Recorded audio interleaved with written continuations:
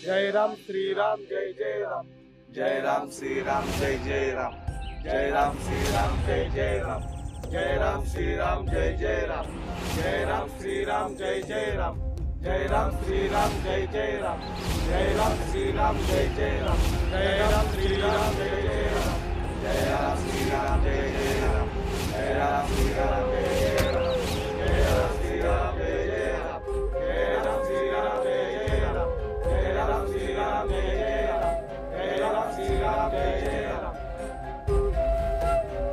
देवी आई का केलंस असं? आजोबांना काय राहून घेतलंस आमच्यापासून? एखाद्या व्यक्तीचा शेवट हा असा होणं हे किती त्रासदायक आहे. आजींना आता काय वाटत असेल, त्यांना किती दुःख झालं असेल.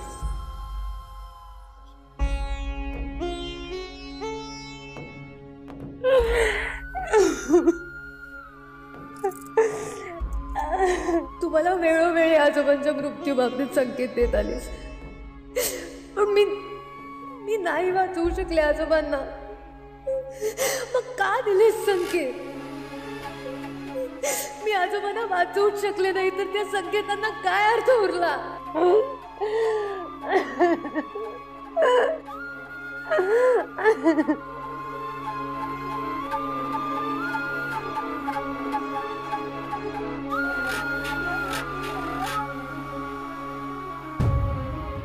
नेत्रा,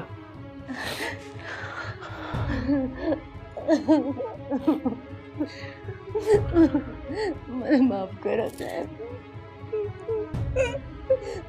मला माफ करा. मी आजोबांना नाही वाचवू शकले. नेत्रा, या सगळ्याचा दोष तू स्वतःला का देते? दोष माझाच आहे, कारण मला संकेत आला होता, पण तरी मी काही नाही करू शकले. मी तरीही नाही वाचवू शकले. मला माफ करा, मला माफ करा. नेत्रा, नाही नाही नेत्रा, तू ऐक माझं, ऐक मी काय सांगतोय काय. तू आजोबांना वाचवण्याचा प्रयत्न केलास, पण त्यात तुला यश आलं नाही. याचा अर्थ असं नाही होत की हे सगळं तू केलंस. मला सांग मी काय करू शकतो? तुला आलेल्या प्रत्येक संकेताबद्दल तू मला सांगितलं होतंस. नेत्रा, आपण सगळे सेल्फलेस होतो ना. आणि नेत्रा, ज्याने कोणी आजोबांची ही अवस्था केली तो लवकरात लवकर सापडेल. पण नेत्रा, आता आपल्याला असं खचून नाही चालणार. घरात बाबा, आजी, आई सगळेच हर्ट झालेत खूप. त्या सगळ्यांना आपल्या आधाराची गरज आहे. आपण असं खचून नाही चालणार. पोलीस आलेत खाली, त्यांना आपल्या सगळ्यांना काही प्रश्न विचारायचे आहेत. चला.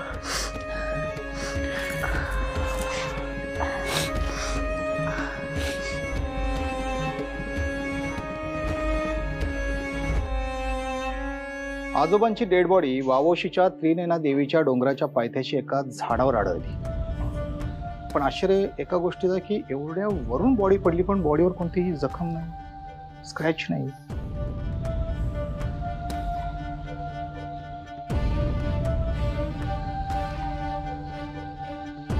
त्यामुळे आम्हाला शंका अशी आहे की आजोबांचा खून करून ती बॉडी झाडावर ठेवली असावी, आमची दिशाभूल करण्यासाठी.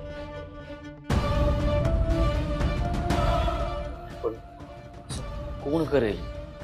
म्हणजे कोणाशी शत्रुत्व होतं त्यांचं? एवढी वर्ष तर ते बेड रिडन होते. बरं, एवढ्या वर्षांआधीचं काही असेल तर मग त्याचा सूड हा असा? मला काहीच कळत नाही. इन्स्पेक्टर साहेब, बाबांच्या मारेकऱ्याला लवकरात लवकर शोधून काढा. मी पदर पसरते. बाबांच्या गुन्हेगाराला शोधा प्लीज. म्हणजे मला खरंच कळत नाहीये, जो माणूस इतकी वर्ष अंथरुणाला खिळून होता, म्हणजे ना तर बोलता येत ना चालता येत, असा माणूस कुणाचं काय बिघडवू शकतो? इन्स्पेक्टर साहेब, प्लीज शोधा. मॅडम, तपास सुरू आहे. माय गॉड, दिस इज अनबिलिव्हेबल. हे एवढं सगळं घडलं आणि आपल्याला काहीच कळलं नाही. आजी, तुम्ही कोणाला पाहिलं नव्हतं का? किती वेळा सांगू ग? मी झोपले होते आणि डोळे उघडता क्षणी माझ्या तोंडावर फवारा मारला गेला. त्यानंतरच नाही ग मला आठवते काही. फाल्गुनी प्लीज आता आईला कोणी काही विचारू नका.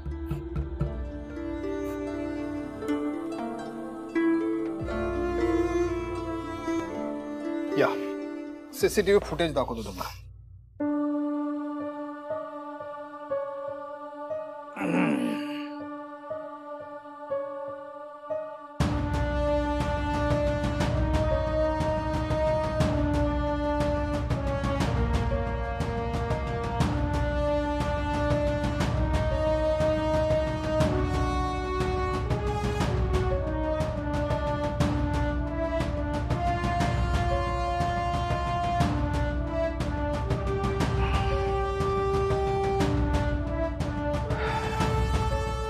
तुमच्यापैकी कोणी ओळखतं का या माणसाला?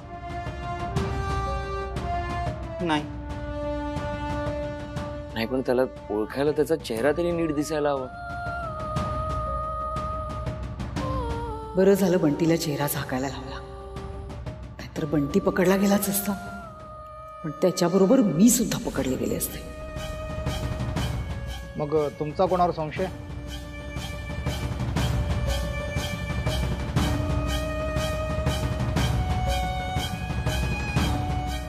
नाही इन्स्पेक्टर, असा संशय नाहीये आमचा कोणावर. पण हा माणूस लॉन मधल्या सीसीटीव्ही मध्ये का दिसत नाहीये?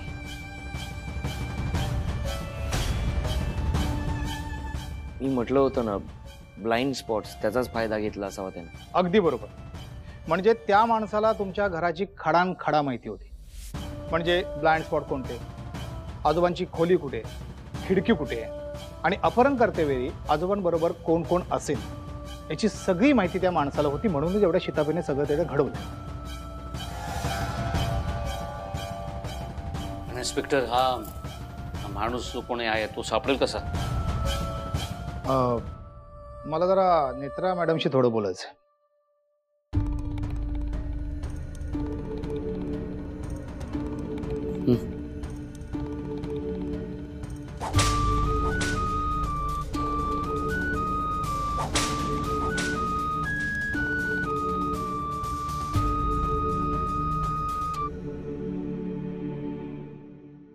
नेत्रा मॅडम, मला सांगा की जो खड्डा खणला गेलाय त्याचं एक्झॅक्ट लोकेशन तुम्हाला कसं कळलं?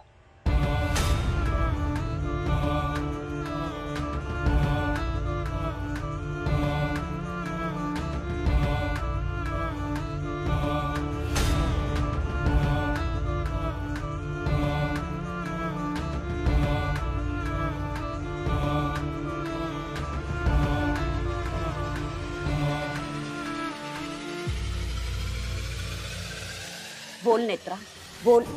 पोलीस काय विचारतायत? बोल.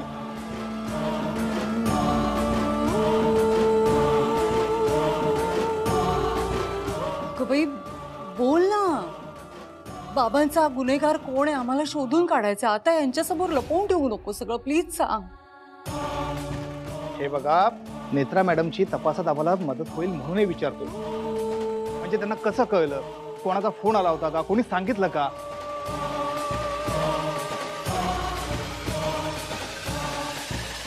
तिला संकेत मिळतात.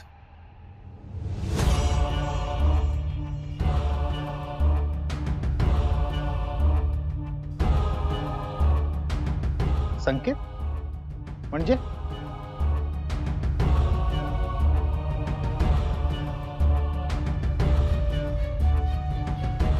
म्हणजे तिला इंट्युइशन्स येतात. भविष्यात घडणाऱ्या गोष्टींबद्दल तिला कळतं, समजतं. हे सगळं आपल्या समजाच्या पलीकडचं आहे. इन्स्पेक्टर, तुम्ही लवकरात लवकर तपास सुरू करा आणि खुन्याला शोधून काढा. ठीक आहे. अजून काय सापडलं तर त्या दिशेने तपास सुरू करू. थांबा शेखर, नेत्राने आता सगळं सांगितलं पाहिजे. ती काहीतरी लपवते. नेत्रा, काय लपवतेस तू? सांग. आजी, नेत्रा खरंच काही लपवत नाहीये. तिला संकेत आला होता. तसं काही नाहीये. तू तिची बाजू घेऊ नकोस. इंद्राणीने आपल्याला सगळी कल्पना दिलेली होती, पण तुम्ही कोणीही ते गांभीर्याने घेतलं नाही आणि म्हणून यांचा जीव तुमच्यामुळे गेलेला आहे, सगळ्यांमुळे.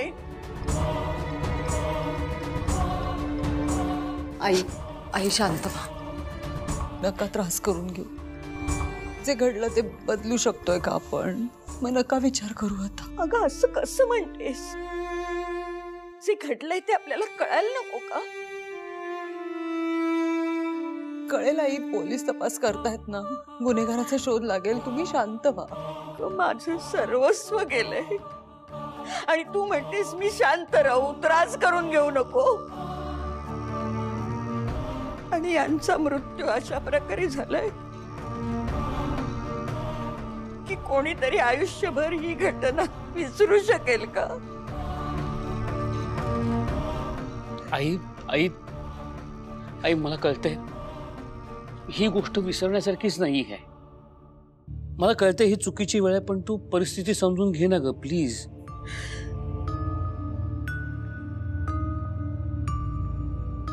आणि तू मनातून गैरसमज काढून टाक. मिस्टर राजाध्यक्ष, काय आहे हे सगळं? आधी तुम्हाला माहित होतं? आणि इंद्राणी कोण आहे? इन्स्पेक्टर, आपण पोलीस स्टेशन मध्ये जाऊन बोलूया का? आईला त्रास होतोय. तेजस अद्वैत, चला. आई आलो.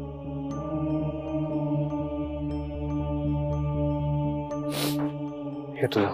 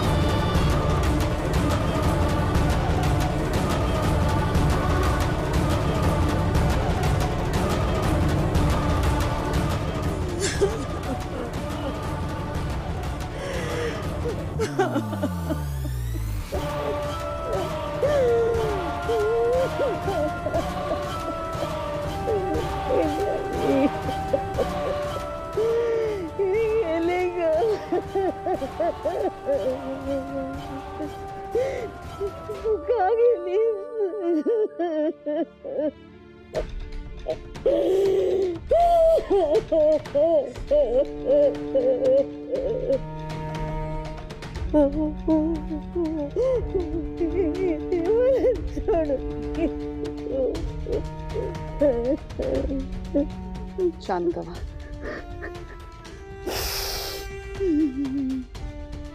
शांत व्हायचे.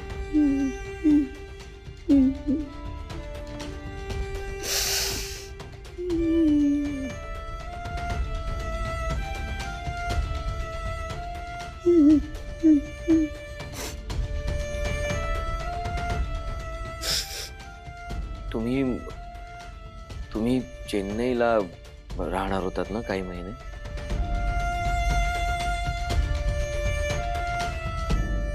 मॅडम, तुम्हाला कसं कळलं? रुपालीताईंनी फोन करून कळवलं.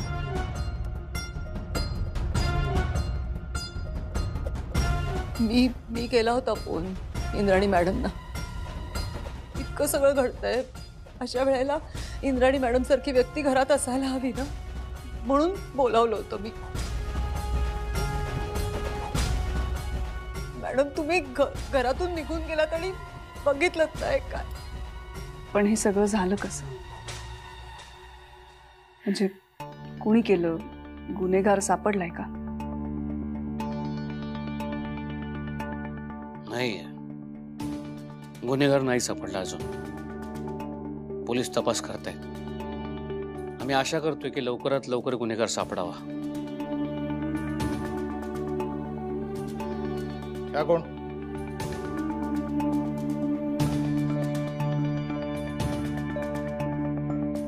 मी इंद्राणी.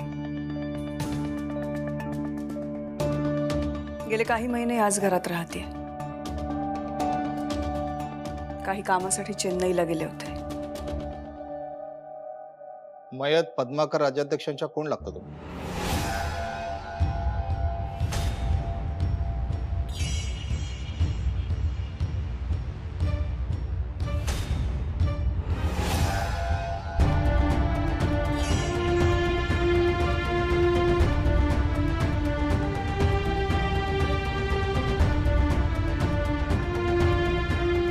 ही आम्हाला लेकीसारखीच आहे.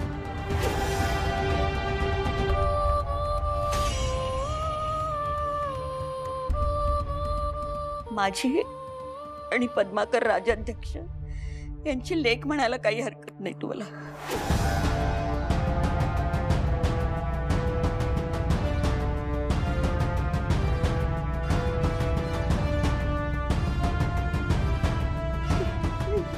इंद्राणी, तू का गेलीस ग?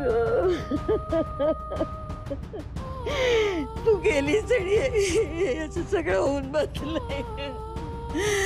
तू तुझ्या त्रिनयना देवीला विचार, तू का केलंस असं? तू काय ना माझ्यापासून दूर नेलंस?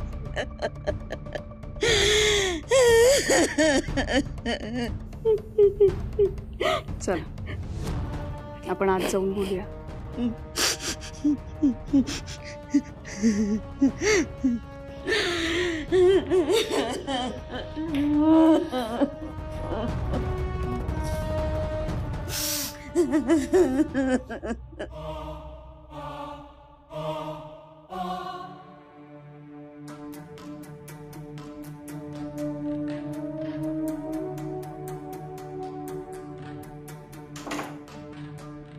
इन्स्पेक्टर चला.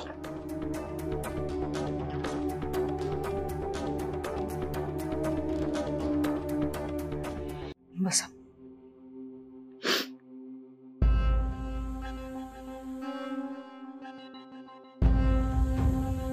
इंद्राणी, काय होऊन बसलं ग हे?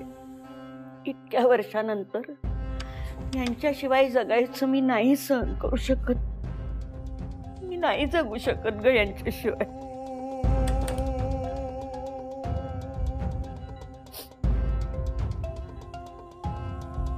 पाणी घ्या बघू.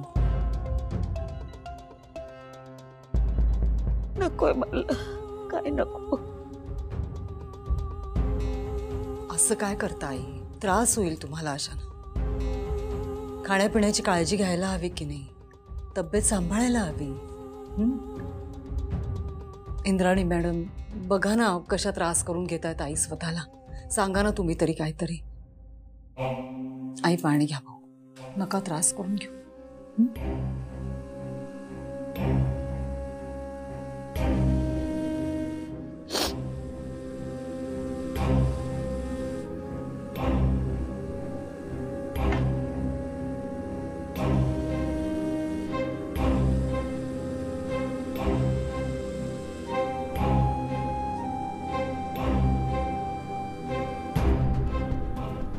खरंच सांगते इंद्राणी मॅडम, तुम्ही असतात ना तर हे सगळं झालंच नसतं.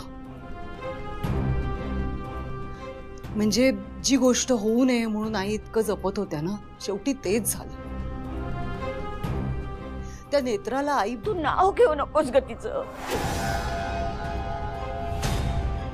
आई ती सून आहे आपली. तुला कळलं नाही का? माझ्या समोर तिचं नाव घ्यायचं नाही. शेखरनी मगाशी टाळाटाळ केली, पण मला त्याच्याशी बोलायचंय आत्ताच्या आत्ता. थांबा आजी, ऐका माझं. आत्ता काही करू नका. तिच्यामुळे एवढं सगळं झालंय आणि तुम्ही म्हणताय काही करू नको. शांत राहा. तुम्ही आराम करायला हवा. बसा. शांत राहा.